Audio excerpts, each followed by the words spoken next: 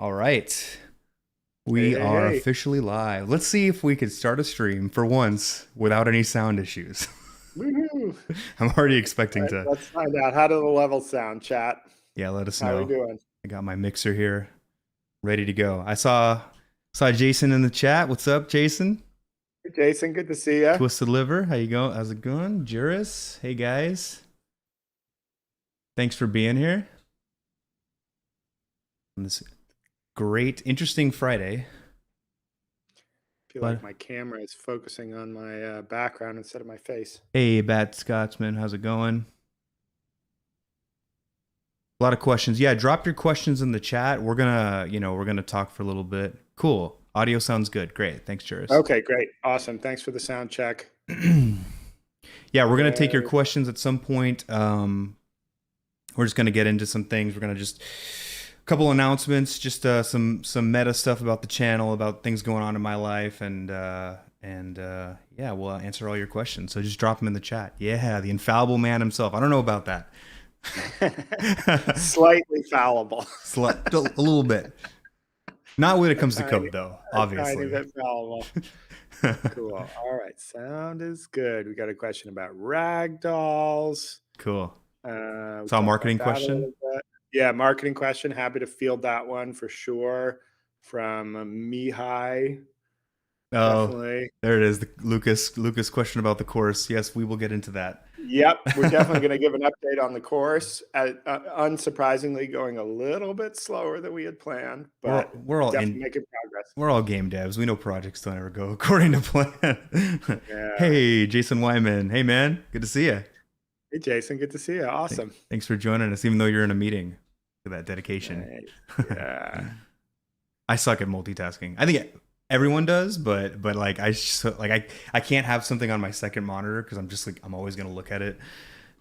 Yeah, I usually have music on. That's kind of my thing. Like instrumental music, Mm, music without vocals. I can kind of do that and yeah, program or whatever. yeah. I found a couple playlists on Spotify. There's like a Brain FM one, and then if you just search ADHD on Spotify, there's some like good hyper focused playlists. And like this one, Nice. like it's pretty legit. Like That's I awesome. definitely swear by those. That's awesome. That's awesome. Yeah, Tulu says it's nice seeing the same people show up to these little game dev gatherings. Reminds me the indie game dev world is rather small. It is. That is actually a key insight, and that's why you should go around and be nice to people and be friendly.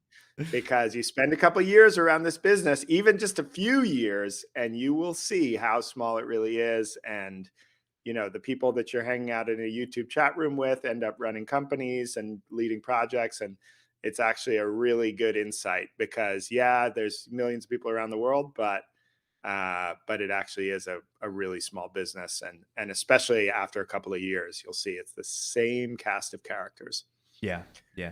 It's like or every couple of years, like a cohort gets formed of people who kind of just work their way up, and the people that are at the top leading the studios today, back in like the '90s or whatever, were just developers just breaking into the space. 100%. And actually, this is something that, sometimes this is a kind of a random aside, but I think it's related. People ask about like networking and how to kind of grow your network, and especially when you have a group of kind of like introverted developers.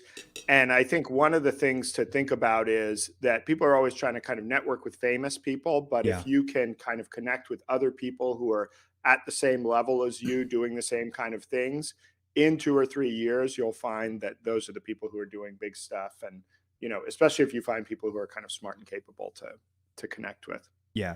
Patience is the name of the game, and authenticity. I've learned that with this channel. A lot of people start YouTube channels, and I was no different than anyone wanting to like be Brackies. When I first started 5 years ago, even back then, I was like, yo, I want to be as big as Brackies, and I would like try to message him and like DM him like, oh, can you do a collab with me? Back when I was like 2,000 subs, and the real I guess success you that I found was just hopping on my Discord server or doing these live streams, and we're being on the Unity Evangelist Slack, and that's how Matt and I linked up. Just Yeah, you're just totally. doing your It's thing true. and you just link up with people. Yeah. No, and actually, I mean, that's also a great reason, even. like it's a great reason to create content, even if you're not necessarily trying to be a full-time YouTuber or be a kind of a big famous person. Just kind of showing your work and showing your process and putting stuff out there creates this kind of trail and record of what you're doing, and you don't know who's going to be looking at it, and you can meet a lot of interesting people and make a lot of interesting connections just by kind of documenting the stuff that you're doing. And it doesn't need to be super advanced fancy stuff, because Yeah. actually a lot of people are probably trying to solve those same problems that you're trying to solve. So The key there too is documenting. Like I know that I yeah, got into a sort of a rut where I was like, any project that I started to work on, it was under the basis of like, can I share this as a GIF on Twitter? And I think that's a yeah, good consideration, but you should be working on things like that you are authentically interested in, and then as you go you will have key moments where you can capture a GIF or take a screenshot and then share that on social media or whatever. But I know that for me at least, I struggled because I put the emphasis on like the outcome of like a Twitter post, and yeah, for whatever reason it bogged me down, and like I could never really, I was always like, oh, this isn't good enough, and then I would just drop a yeah. project, move on. And yeah, so Yeah, just totally. authenticity. No, and yeah, I think exactly focusing on the process and documenting the process as opposed to like making super crazy output all the time Hmm. is a good approach. So just taking a question from the chat. So Mihai asks, as an unknown indie dev, how does one do marketing without breaking a bank and without shouting into the void? So obviously this is a pretty big question, right? But I think what we're just talking about there of creating content and documenting your process is a pretty both cost effective and effort effective approach, right? It's going to give you two things. One, you're kind of creating this trail and this record of what you're doing. So even if you have let's say you have a prototype that you're working on for a while, and you may very well get to a point where you say, you know what, I'm not going forward with this. Either I don't want to, or you get stuck, or whatever it is. But at least you've kind of posted those videos or those GIFs or those images, right? And kind of created this record of this work that you're doing that other people can either learn from or maybe connect with. And then during that process, you'll also get some feedback of, do people like this, right? Is this connecting? And if it's not, that maybe is a good signal to be like, okay, maybe now is not the time to like quit my job and go all in on this specific project, right? Because it's not, nobody is really grabbing it and being like, wow, this is amazing. So there's this mix of kind of documenting and creating a record of what you're doing, and also potentially generating interest or noticing the lack of interest, right? So basically, creating and honestly visual is probably pretty key, right? Visual records of what you're doing, and as a programmer that's not always easy, right? So that's something to think about in your process. But of course you can also post written content, and honestly I would say written content is actually an area where there's less of it, and it's also easier to be found on search engines and stuff, so that can be another way to kind of get your name out there. Yeah, yeah. And not only is it a way to get your name out there, but it is a way to learn and improve. It's kind of a platitude, but like fail fast, fail often. I mean, I always speak from the context of YouTube because that's my most visible and public thing that people see. Like if you look at my earlier videos, like obviously there's a huge production value change, and there's a change in even how I organize and set up videos and like the topics that I speak about. It's the failing in like our area is, unfortunately, you have to fail in front of others because you have to see what others think about what you're putting out there. And I think one of the things that I struggled with in the beginning with that concept of fail fast, fail often is like I would put out videos and I always felt like I'm failing, but I'm not learning anything from this. And certainly you need to be intentional about going back and reviewing what your failures were. But I have to say that the weirdest thing that I've come to understand is that I actually internalize more than I think. Like when I put out videos and I just look at the numbers, and if I were to do nothing but that, like if I weren't to do like an intentional, like let me check what keywords I used and let me check what the comments were saying, if I just were to put out the video and just sort of almost like subconsciously just kind of like look at the analytics, I actually have internalized so much information that I didn't even know I had access to.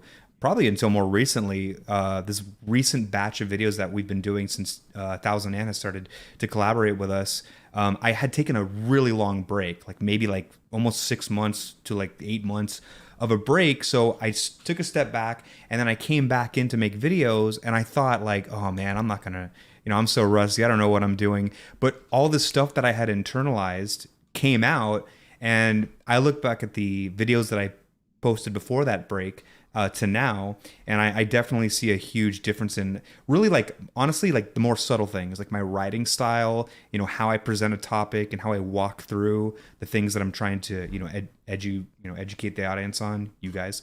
So yeah, the same, all of that applies to game dev. You got to put things out there, see how people react, and then you will internalize a lot of stuff. That surprised me the most. I think that's really good advice, and I think it's really true. And I think that is a lot of the time the learning that's happening is kind of that subconscious. You're building that intuition, right? And you're building that sense for what will do well. This is something that I talk a lot about on the Thousand Ant channel with regards to doing things like looking at Steam and looking at games that are kind of close to what you're trying to do, indie games or small games or whatever, and saying, do I think that this is going to do well and sell in the current market?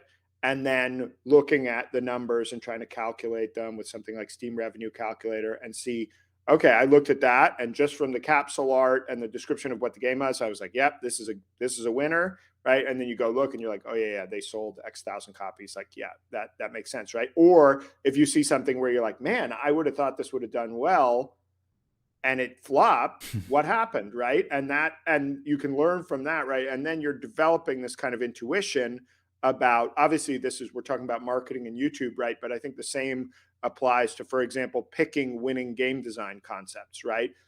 Picking the right concept is probably like the most important marketing decision you can make, because if you're making something that nobody wants, you could make it perfectly and still not sell any copies, right? Assuming the goal is to be commercial and make money, right? Some people just do it for art, but I think so. Building up that intuition, you can only do that in a feedback loop with the public, right? You can only Yeah. do that if you're making a guess, seeing what happens, whether that's putting something out or looking at the market, like live development in the market, and seeing what happens. And you can kind of build your knowledge and intuition there, and then hopefully avoid some of the kind of like worst mistakes. Yeah. All right, let's take a look at the chat. What are folks? Oh, we had one question earlier from Jeffrey Miller, who says, as a web developer and a father of two young kids, free time is hard to come by. Oh No man. kidding. With the vast scope of game dev, how do I prioritize my learning so I can finally quit my web dev job? Mm, Big one, big yeah. one. And I think it's something that a lot of folks in the community are also, angling towards and thinking about, right? Wanting to go full time with game development. And I will say that that's a hard one, right? Game dev is a hit driven business. It's a risky business. Yeah. And so, you know, especially as someone who's a kind of a provider for the family, right? You have a different risk appetite than somebody who's 20 and can just live in their mom's basement, right? So, or, whatever. But so I think that slowly would be my advice, right? That I don't think there is a kind of a surefire shortcut.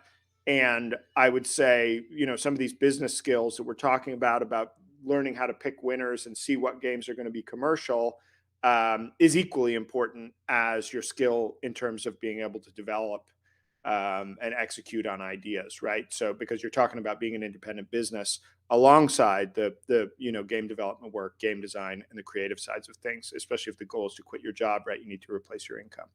Yeah. So it's not an easy one. I don't know, Charles, if you have anything to add there. Yeah, I mean, definitely. I mean, this is an area of my life that I'm about to enter, and we'll talk about that soon. But I'm seeing into my future here.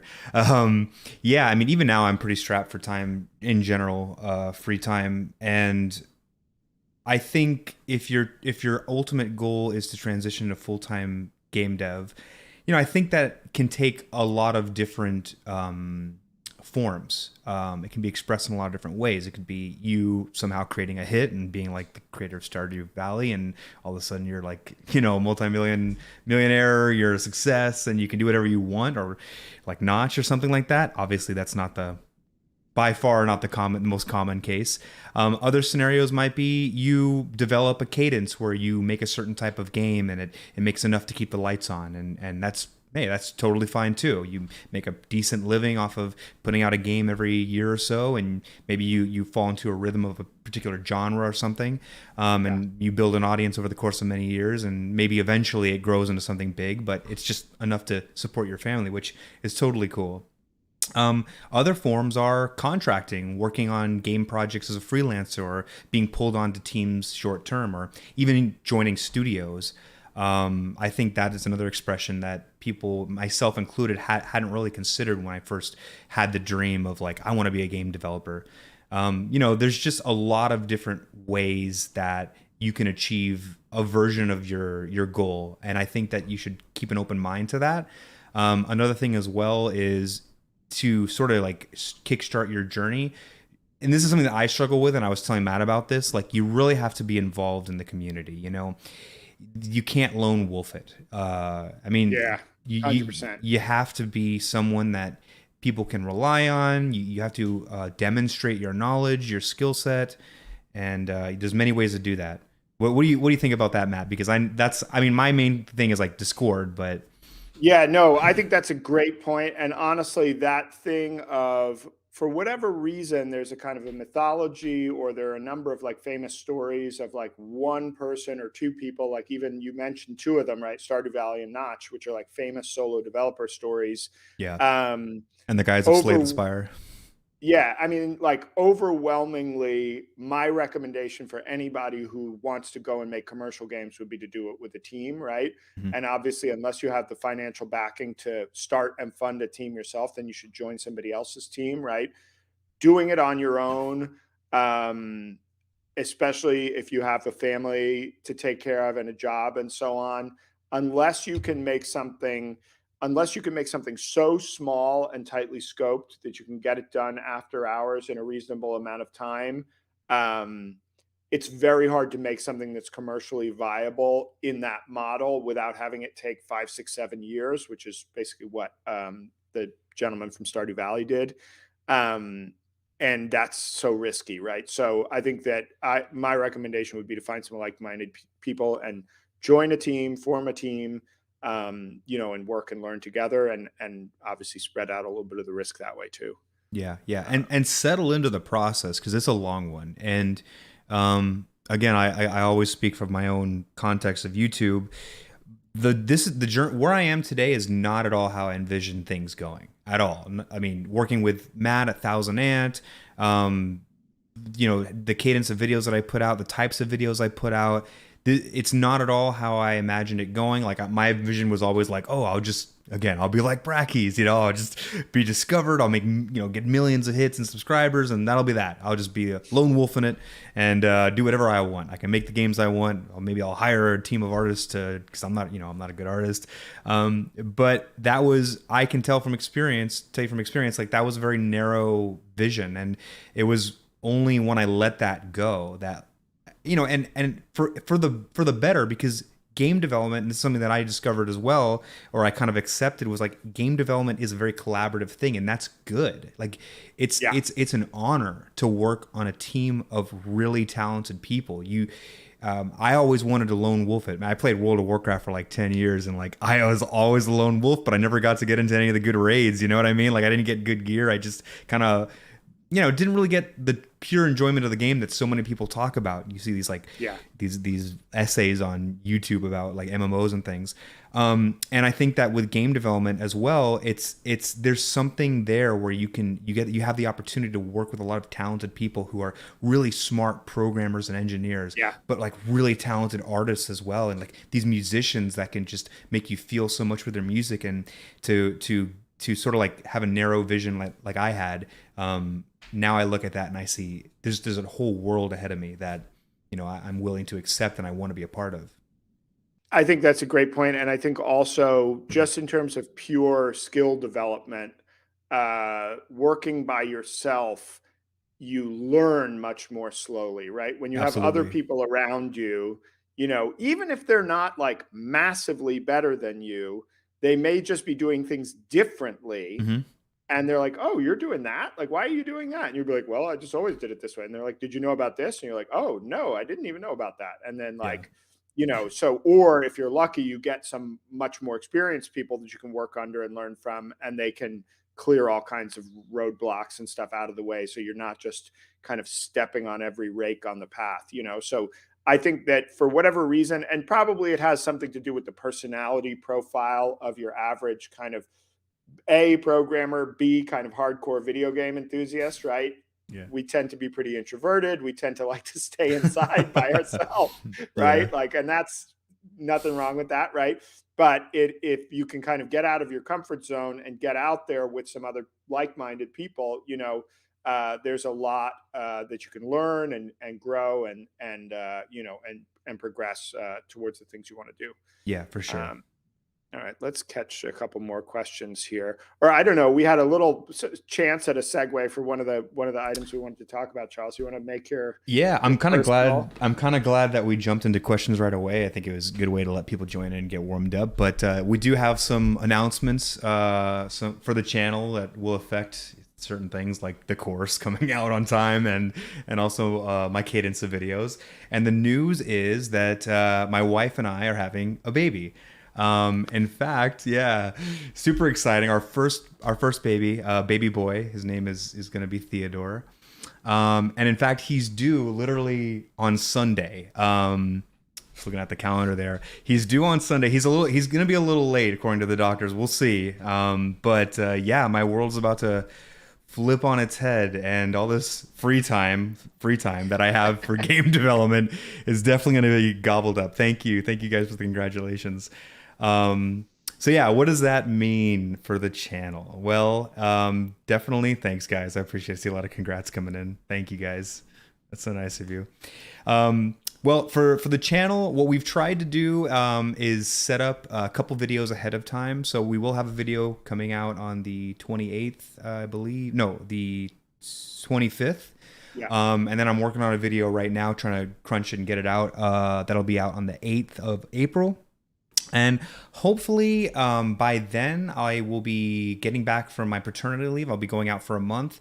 And then we'll have another video come out on schedule. If not, Matt and I were thinking of doing another live stream like this and seeing how you guys are really being really engaging with us, and like we've got a lot of good questions. I think that's probably a good idea, just to kind of let me breathe a little bit as I come back from having a new child in my house for a month. So that'll be good. We'll probably do a live stream.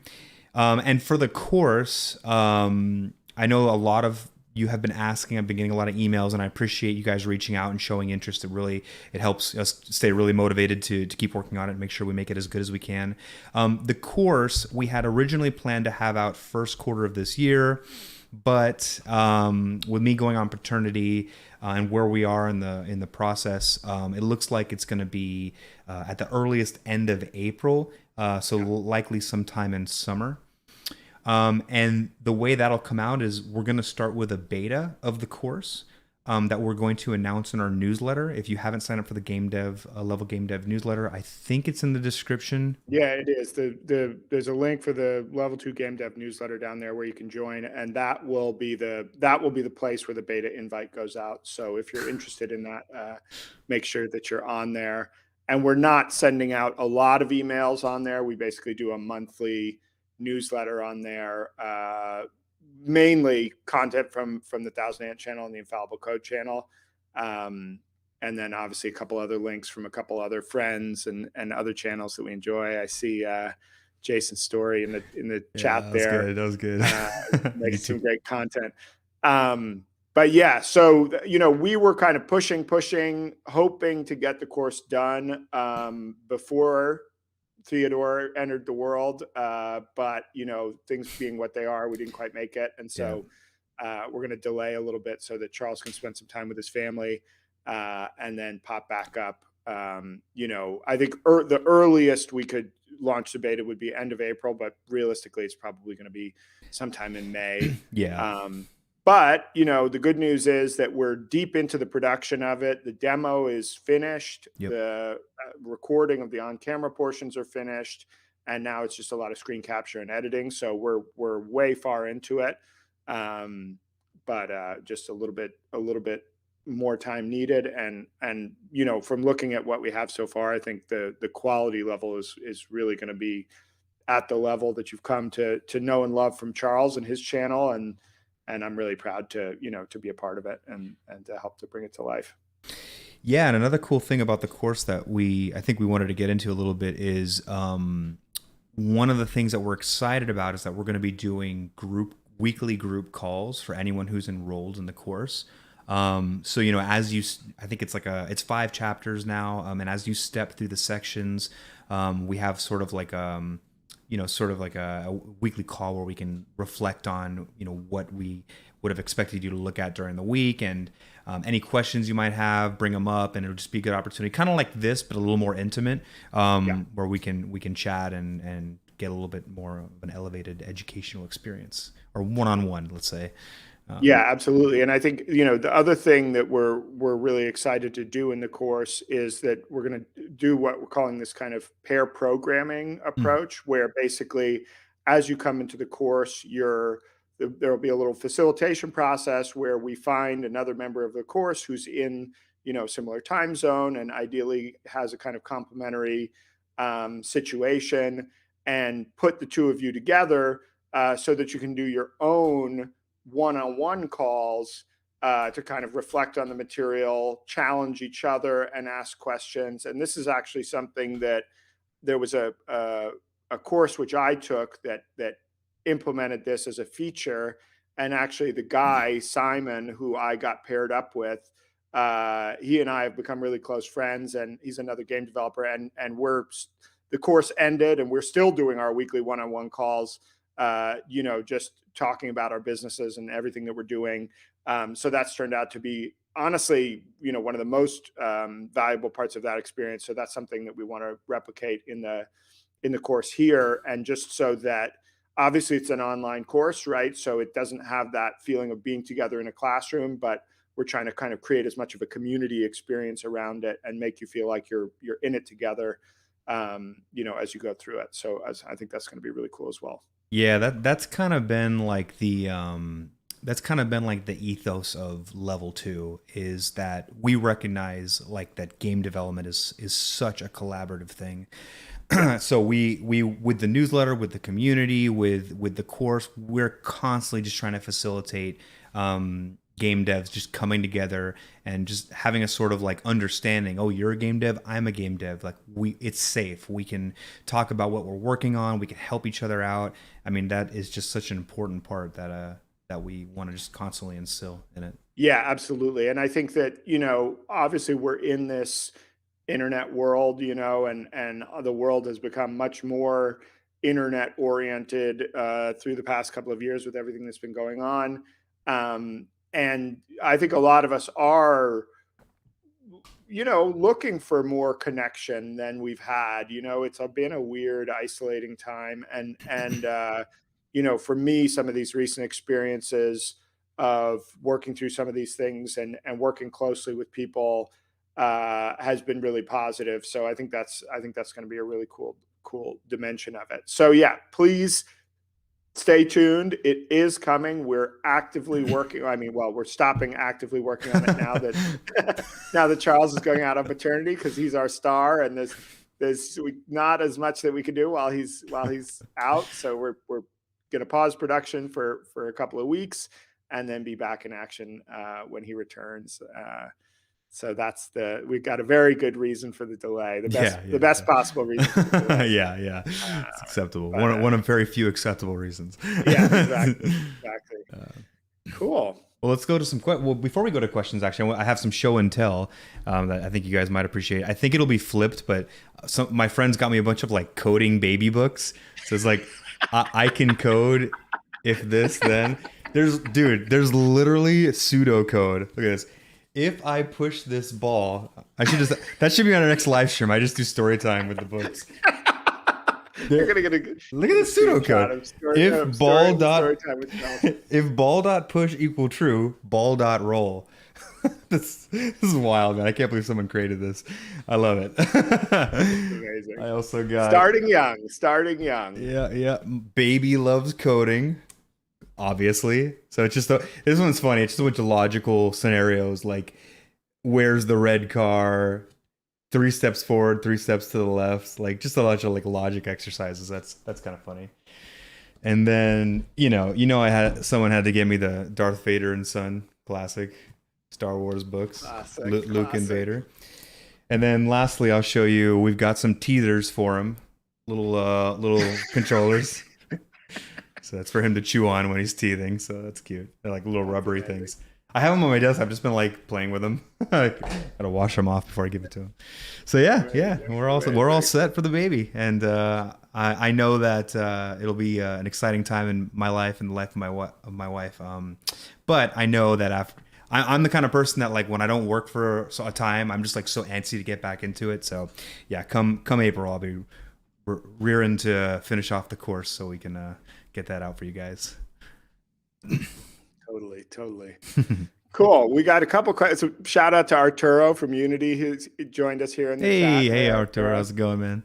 Arturo is both a longtime colleague of mine when I used to work at Unity, and is actually somebody that we now collaborate with at our agency, 1000 Ant. We just completed a project for Arturo and his team, actually. Yes, very cool project. Game project that's going to be coming out at GDC. So watch out for that for the Unity services team, Unity Game Services. So that's super cool. And yeah, so a couple of questions coming through. Franklin is asking, quick question, platform games, are they okay for commercial industry? The short answer I would say is no. Of course, there are platform games that come out and do well, but it's one of those genres that's got they're relatively easy to make, at least at a kind of simple level. And so a lot of people make them. And so there are a lot of them. And unless you have a really great hook or twist to make it stand out, I would say it's not a great place to start for Steam. Maybe on Switch or certain other platforms, there might be a better shot at it. But I would say platformer games is probably not the place to start commercially. Yeah, but then when you start talking about getting on Switch, the risk factor goes up because of all the work into getting your game accepted in there. Yeah, it's a tough one. It's just like one of those places that it's like, or it's one of those genres where like it's been innovated on so much that innovating is the only way to really stand out, and there's really not much room to innovate anymore. Yeah. But I still think that if you wanted to make a platformer, and I mean, obviously you're looking to release a game, but if you had like a good story and you wanted to make a platformer, I'd say go for it, but just make sure you scope it, scope it small. You factor in the fact that, you're likely going to be contending with a lot of other platformers. Yeah. And then Magma Cream asks, how do I make a prototype without being burned out on the visuals of it? This is a tough one, honestly. And it's an interesting one. I mean, I think, well, for one, depends on what the source of the visuals are, right? Are these things that you've made? Are these like third-party assets from something like the Unity Asset Store? The kind of subtext I'm hearing here is that you're probably spending too long in the prototype stage if you're getting burnt out on the visuals, right? A prototype should generally speaking be something that you build, validate either a mechanic or an idea, and kind of move on relatively quickly.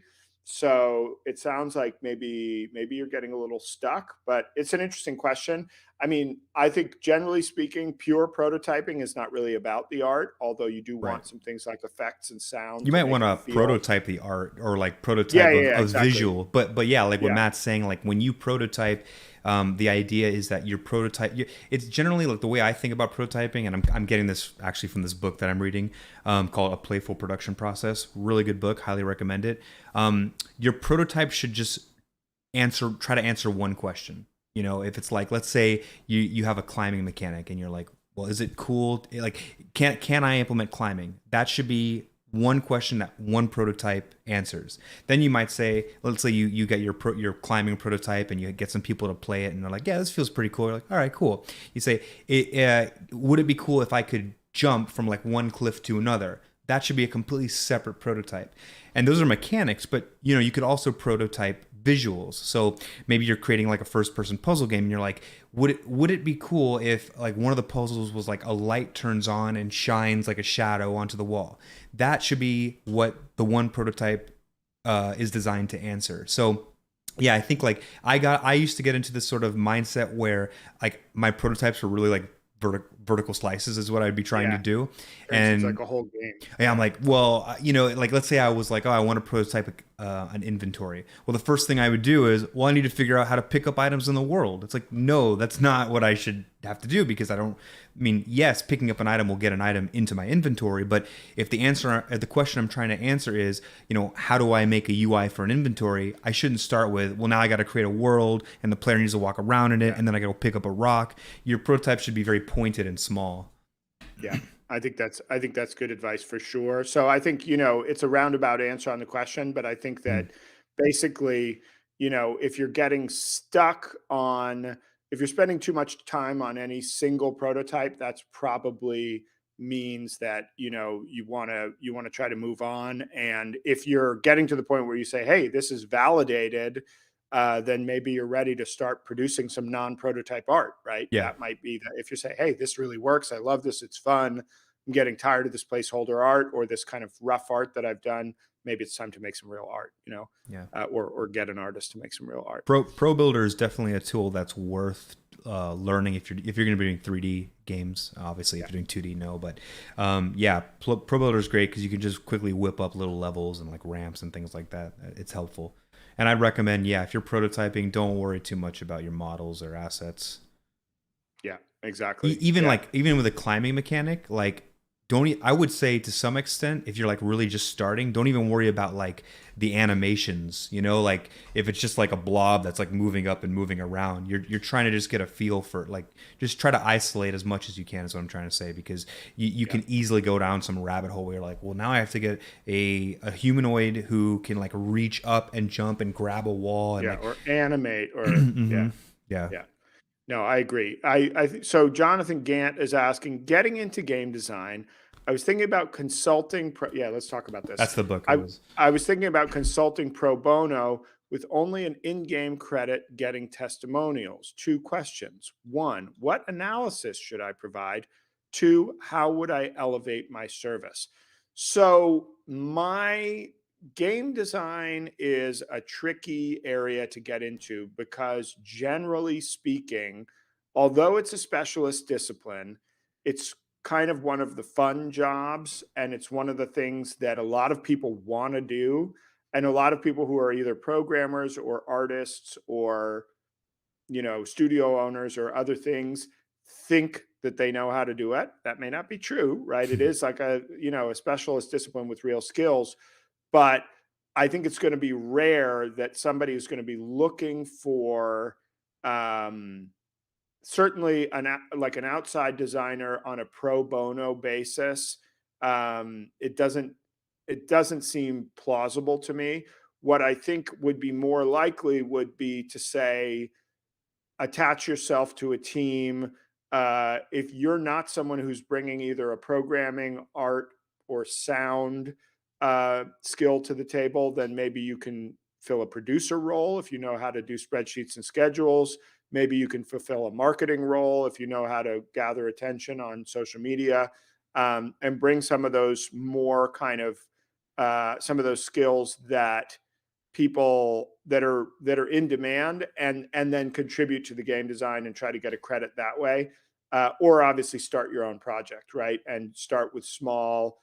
Honestly, for game design you can do paper prototypes, hmm non-digital prototypes, Yeah. and that's probably a better way to prove and validate game design than try to go straight to digital prototypes, Yeah. because it's a lot more work, right? So anyway, it's a little all over the place, but No, I think it. some thoughts. Yeah, no, definitely. I think, I think definitely trying to isolate some way you could provide some sort of material value, like even if it's just, yeah, managing the schedule of the project and making sure things are getting done and things like that. It's helpful. Yeah, in terms of like making pro bono contributions to small projects or getting on board, because it's like there's a lot of people, and this is not a diss to the working narrative designers and games writers out there, because it is a real discipline, again, with specialist skills. But there are a lot of people out there who think that they have great ideas and stories for games, and that they want to be the writer on the game, and they want to come up with the story and the plot and the characters. And there's just not enough games that need that relative to the number of people who want to do it, right? It's a thing where it's kind of like you get to do it by proving yourself through a lot of other much more execution style work, and then you get to do the fun creative part, right? So um you know I mean, that being said, if you go into there are bigger companies who are hiring for junior game designers and stuff, but there's a good chance that you're going to end up working on, well, I mean, a lot of people get into video games because they want to work on kind of certain types of games, and then they're like, oh, wait a minute, I don't want to work on mobile match three games. I mean, Yeah. maybe you do, right? There's great mobile match three games out there, but then they're like, oh, wait a minute, I got to kind of like start with these like farm simulator or match three games. They're like, oh, I don't know. That's not what I'm thinking, Yeah, totally. So, but that's all, some of these bigger companies do have like junior designer positions, but it might not be like exactly what you expect. Yeah. Anyway, long answer. All right. What do we got? Yeah.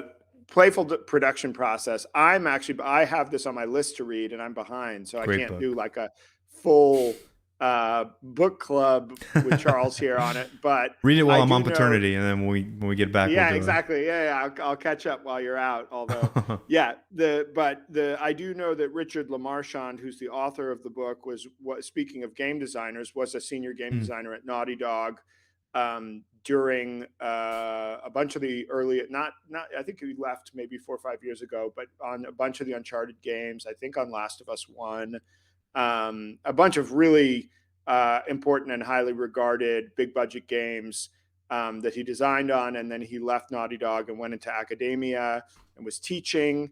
And oh, nice. Somebody threw in a super chat. yeah, Thank you. thanks, In and Out. Appreciate it. Um, what do you think of vertical monitors? All right, let's get to that. But yeah, Lamarchand is a really interesting combination of somebody who has really worked in industry at a really high level, and then also has gone and taught, at the university level and stuff. So he's got a great perspective, and I'm actually really looking forward to reading the book. Charles, what are you thinking so far?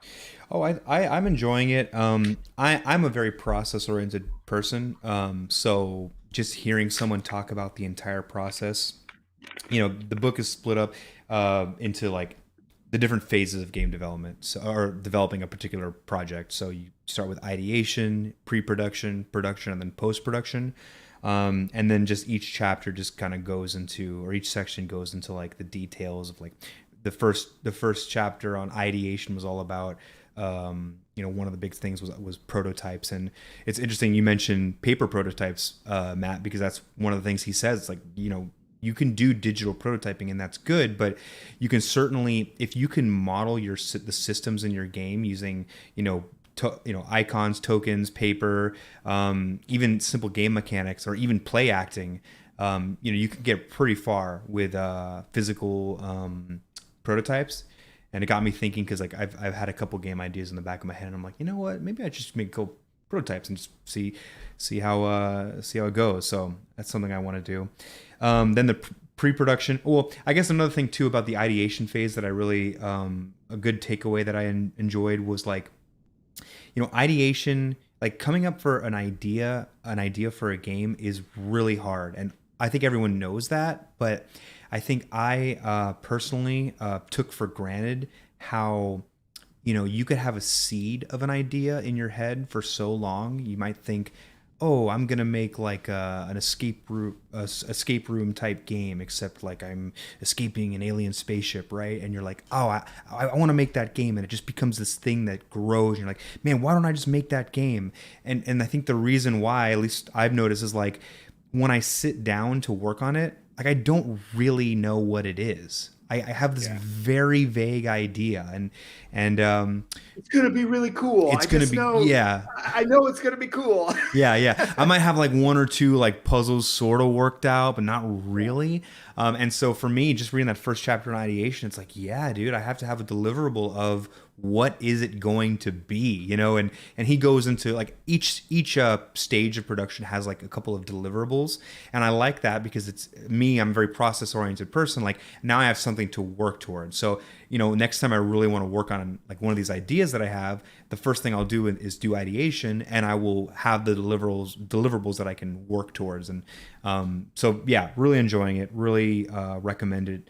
Even if you're not a process oriented type person, he does get into some like woo woo stuff, about just like the ideas, what is it, blue sky thinking and Yeah. things like that. That I would probably scoff at and be like, I'm more systematic. But no, I mean, sometimes you literally just have to sit there for like an hour and just write every idea, or do some free form writing or free form drawing, which is not something that I'm necessarily comfortable doing, but I think it's good and I want to do it. So Yeah. yeah, great book. Definitely recommend it. I'm super looking forward to reading it. That's awesome. I think it's a great. I think we can definitely I can recommend it, having not reading it, knowing Mr. Lamarchand and his Yeah, credits and everything. purple book. It's Yeah, good. there it Yeah, is. definitely good. All right, so let's see. Couple other Vertical questions. monitors. We got Oh ourselves yeah, a vertical super chat. monitors. Charles, Thanks, what In is and your Out. take? I gotta say that I have always wanted to set up my situation. Like right now, I have two monitors in front of me that are obviously horizontal, but I've always wanted to do the thing where I have like either one in the middle and one off to the side that's vertical for coding. And there've been a couple times where like I was setting up my office when I first moved into my house, or like when I was working at an office back in Miami, where like I was like, oh, let me give it a shot. And I think for me, it just seems like it's an idea that's better on paper, because when I did it, I had such I guess a step back in my productivity that I didn't last very long, like maybe a day before I flipped it back. Now, I know that, like as someone who learned Vim early on in my game dev career, or my programming career, I should say, I know that sometimes you have to take a step back in your productivity to learn something new or to change something in your workflow. So I don't want to completely poo-poo vertical monitors. I still believe that they could be useful, but like when you're looking at a lot of code and whatever, or like maybe you have your Discord server or whatever chat you're in on one of them. But for me, I just, in the couple of times that I've tried it, I could never really get past the feeling that it wasn't worth the hit I was taking to productivity, and I never really felt like it would boost my productivity in a meaningful way. But like I said, I never really like went through with it. Yeah, I've never used a vertical monitor in my setup. I know some people who have in different, like when I used to work at Unity, some of the artists used to do it. And some of the devs, they would put, yeah, usually they would put Slack on the vertical monitor, Yeah, which I'm yeah. kind of like, I don't know if I need that much Slack. Um, Nobody needs that much light. yeah, exactly. Like you see like 1,000 messages. So I'm not personally a fan, but obviously it's kind of it's a ergonomic and personal preference Personal thing. And preference, yeah, I think. if you have big long um, script files with a lot of code and you like to look at it that way, I could see that being potentially a benefit. All right, I see. Bad Scotsman says, I literally just ordered a vertical monitor Oh mount no. yesterday. Good F luck. in Let us chat, know what F you. in chat for Yeah, Bad yeah. Let us Scotsman. know what you think. Maybe you can Um, change my mind. yeah, I know. I mean, it might be great. You might love it. That's Yeah, why we're all that's here. all that matters. All right, let's take a look. Somebody is saying, I can't finish a game for a portfolio because I struggle so much with art and animation, even assets. Having a polished look feels important, but I can only seem to design systems. Am I doomed? No, you're not doomed. It really depends if it's a portfolio piece, and you're showing it as either a a gameplay programmer, let's say, or as a game designer. Um, Obviously, I don't want to see really ugly. Honestly, even if there is really ugly art, I'm probably not going to care because I'm going to be like, oh yeah, look, programmer art, there it is, right? um, And honestly, focusing too much on that other stuff, it's almost a distraction in a portfolio case. If you're an animator, I want to see really good animation. Yeah. But if you're giving me systems code and there's a lot of crazy animation and particle effects, I might say, "Oh, you're a pretty good generalist. You can do a lot of stuff, right?" And that might, maybe I need that on my team.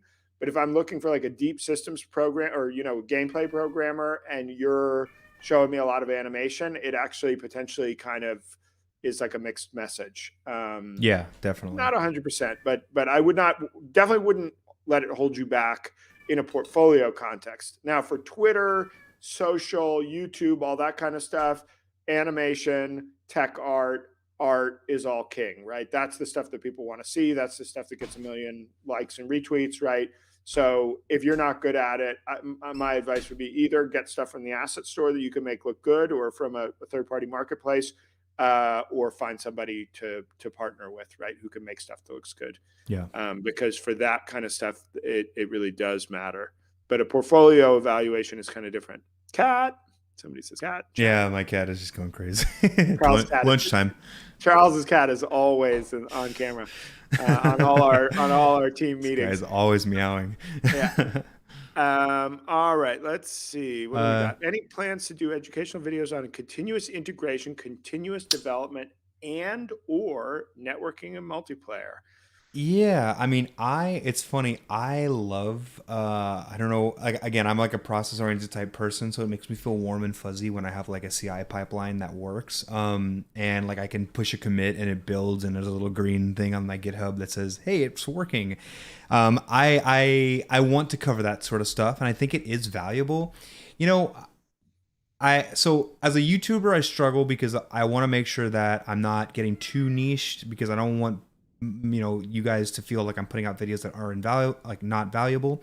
And I struggle with the thought. I've been struggling with the thought lately of, is it actually valuable for like a solo dev to set up this whole big pipeline for a project?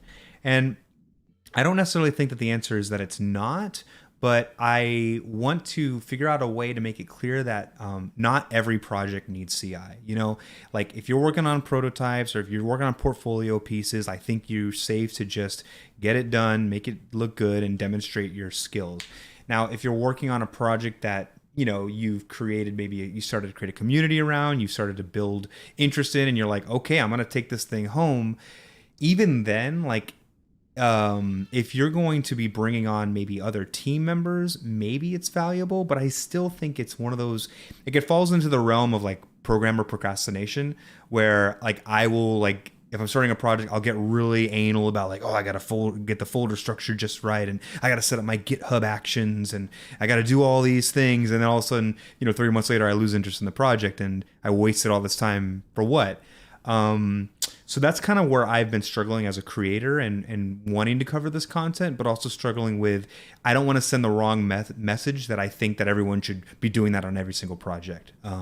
So that's maybe not a satisfactory answer, but that's the answer as of right now. Yeah. I feel like that's a pretty good answer, and I feel like it's.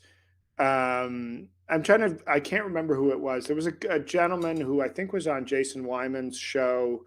This is a while ago now, so this is going to be a really hard to find reference. But he had a game that was like a top-down dungeon crawler, and the whole show was about his CI/CD pipeline, and it was pretty interesting. I can see if I can find it and drop a link to it in the chat. But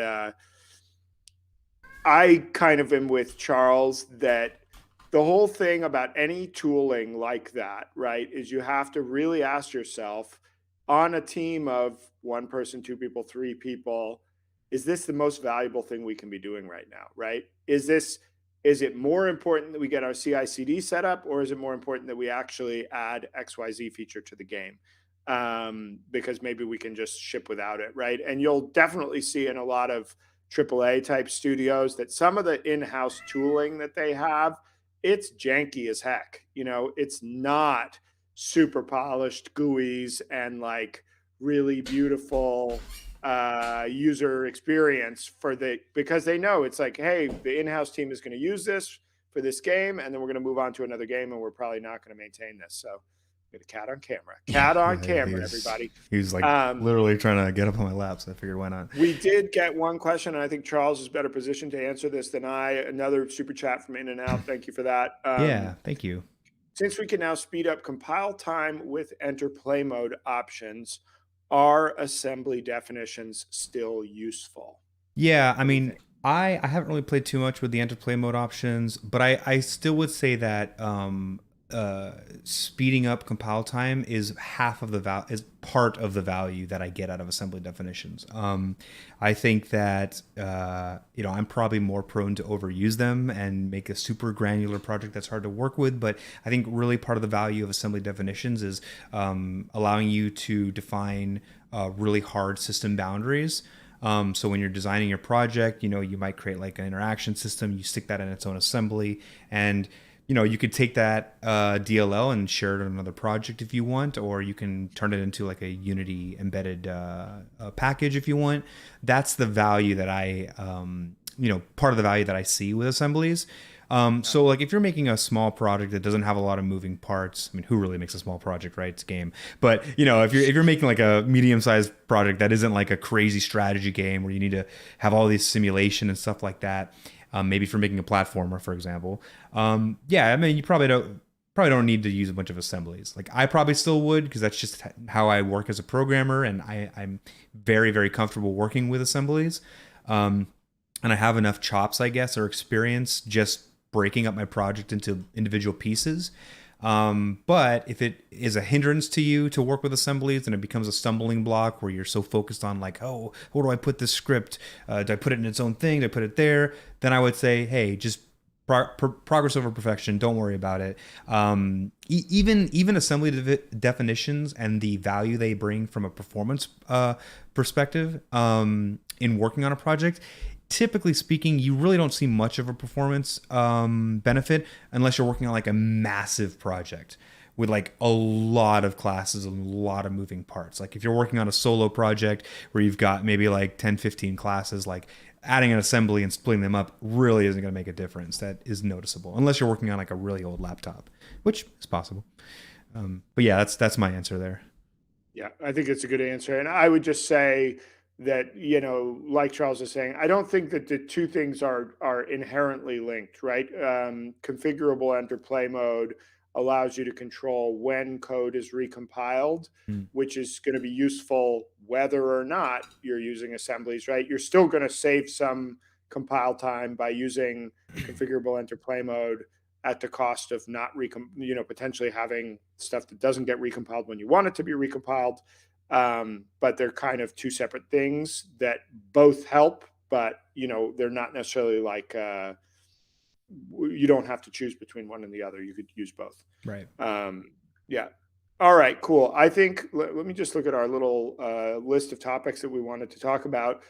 We talked about the course. Let's our last kind of light topic was, what games are you playing as we come in for a close? Yeah, for sure. Well, reading A Playful Production Process, written by Richard Lemarchand. What is it? Lemarchand? Lemarchand. Marchand, I think. Yeah. He was a game designer on the original Uncharted, I think Uncharted 1 and 2. So what I've been doing is I've been playing through the entire Uncharted series, which, wow, like it holds up. Like I don't know what I thought. Like I thought maybe like, oh, it's it came out in like 2006, I think, or something like that. Yeah. I don't know. Well, yeah. I was like, oh, I don't know, it's not gonna be. I don't know if I want to play this or whatever, and I want to play like Elden Ring or something, modern. But it really holds up. It feels like a modern game, and it's the storytelling, especially like so far. I just started Uncharted 2 last night. The storytelling is insane. Like the first scene where you start in the train and it cuts back and forth between like different time points in the timeline, and they're all playable, and like the camera work as you're moving through the wreckage of this destroyed train, like the camera like follows you through as you like as things are falling over, like just incredible. Like I'm really enjoying the sort of like action and storytelling features of the game. Definitely recommend Super cool. it. Yeah. Super cool. Yeah, I actually have never. It's funny. I've never played Uncharted, and I've never played The Last of Us. Oh Which, wow, I haven't played number which, 2. yeah, which my brother is always like, "What? You haven't played The Last of Us? How?" So Such a it's good like game. Yeah, it's on my list, but but just never. I'm also not a big story game Mm, player, actually, fair enough. so that's probably why. But I would say the couple things that I've been playing lately. One that I talked about on the Thousand Ant YouTube channel is Vampire Survivors, which I Mm, think is a really interesting, small, low budget, lo-fi kind of horde survival game with a kind of a roguish upgrade tree that I've really been enjoying. It's like a $3 game, really simple, but great. One of these kind of run based games, and it's gotten mm, a couple of YouTubers like Northern Lion picking up on it. I spent a surprising amount of time with it for such a small game. I played through XO1, which I really liked. It's very simple in terms of just being kind of about movement, moving over these kind of pretty landscapes. You're this kind of UFO blob thing huh. flying through space. XO1. I haven't Um, seen that one. it's really, I recommend it. It's not very expensive, and it's also quite simple, and you can play through it in a couple of hours. Pretty. It's super pretty. I mean, that's Wow. really it's kind of, I think the guy who did it is like a tech artist, you know, Huh. so it's like I feel like it would be a little disrespectful to call it a tech art demo, but if you want to see some cool shaders, it's a great place to look. And I played through that with my kids, and yeah, we played it like a Sunday afternoon and beat it in a couple hours, but I really enjoyed that. Um, and then I've also been playing a bunch of Astroneer actually, which now it's been out for a couple of years, but they've added in all these kind of Factorio style automation updates, Mm, and playing it multiplayer with my kids. We're all nice. Oh, sitting that's on, fun. yeah, we all sit on PCs in different rooms. We got Heck like a yeah. real little LAN party house going over here now that That's my what I'm kids are a looking little forward older. to. I'm looking forward to. Yeah, I really it am took looking forward. years. It took years for us to be able to really do it, but now we can go and do our mining missions and stuff with the three of us. So that's pretty fun. That's great. Yeah, so I've been enjoying that a lot. All right, let's just catch a couple last questions, and then I think we can bring it in for a landing. Thank you so much to everybody for coming out. It's always super fun. Yeah. Um, This Super is the fun to see you community. all This is here. what we want to build, just being able to hop on and chat with you guys, and very, very much To- appreciate you guys taking your time out of your day. Totally, totally. And thanks to Jason Story for coming through and talking to folks in the chat. There's one question, La Cree Arthur. I saw you ask this a couple times. Hey guys, do you have resources or advice for non-coder artists that need to get up to speed on Unity working with the team? Hard to find Unity tutorials without code. Hmm. That's an interesting Hmm. one. And I am not aware of a great place to, I would say honestly, if you do the very basic Unity tutorials on the Unity website, that'll get them started just working with the Unity editor and where the buttons and the windows are. And it doesn't go deep into code right away. And that probably gives them a bit of what they need to know. And then obviously they need to learn the art pipeline side. Um, but it's an interesting question, actually. And it's one I don't have a great answer for, unfortunately, but that's where I would start. Yeah. Um, Let's see. Who else have we got? Actually, if you have a question that's been waiting, just drop it at the bottom again. All right, what do we got? Awesome. The Bull says they've enjoyed it. Thank you. Um, Devlin Black asks, you guys know how God of War captured in one cut? No, actually, I don't.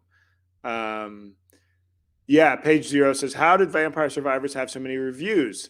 Reviews are a proxy for sales, right? Hmm. It's roughly reviews times 50-ish, and that number can go up and down, times price gets you rough revenue, right? That's called the Boxlighter method. I just did a video about it on the Thousand Ant channel.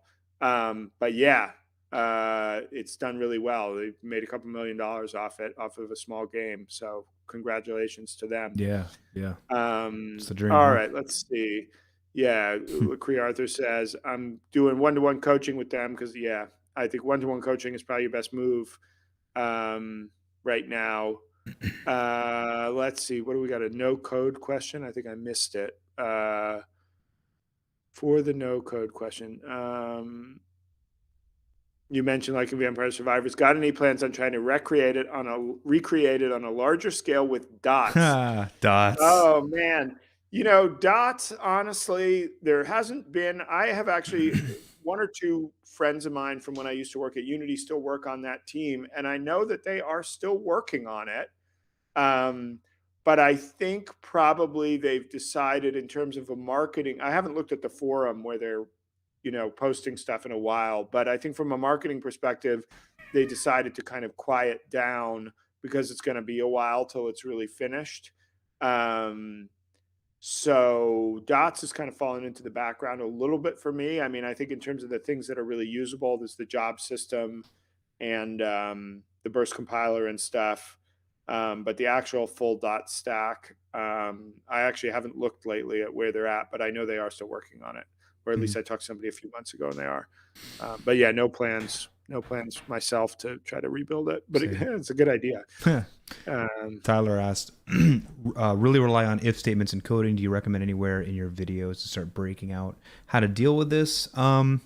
Yeah, I mean, if statements, it's a control flow logic, and one way to deal with that, being that C# is an object-oriented programming language, is you could use OOP techniques, the solid principles to sort of like encapsulate behavior in classes and objects, and you can control behavior by through polymorphism. I know I'm probably throwing a lot of jargon at you, but I would recommend looking at my videos on the solid principles. Try to look up Jason Wyman's got a lot of great videos. And another friend of the channel, another Jason friend of the channel is Jason Story. Watch all of his videos. He just started posting on YouTube recently, so just binge his whole channel. You can do it in an afternoon. And he's got a lot of good advice about how to really structure your code in a clean way.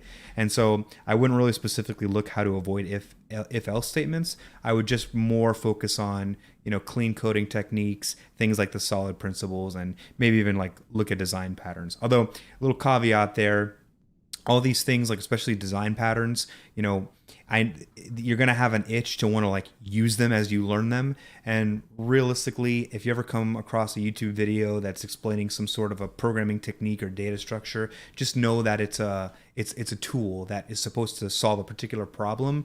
I think a lot of people get into the trap of learning about a thing like MVC is the common one, and just trying to shoehorn it into solving every single problem that they have.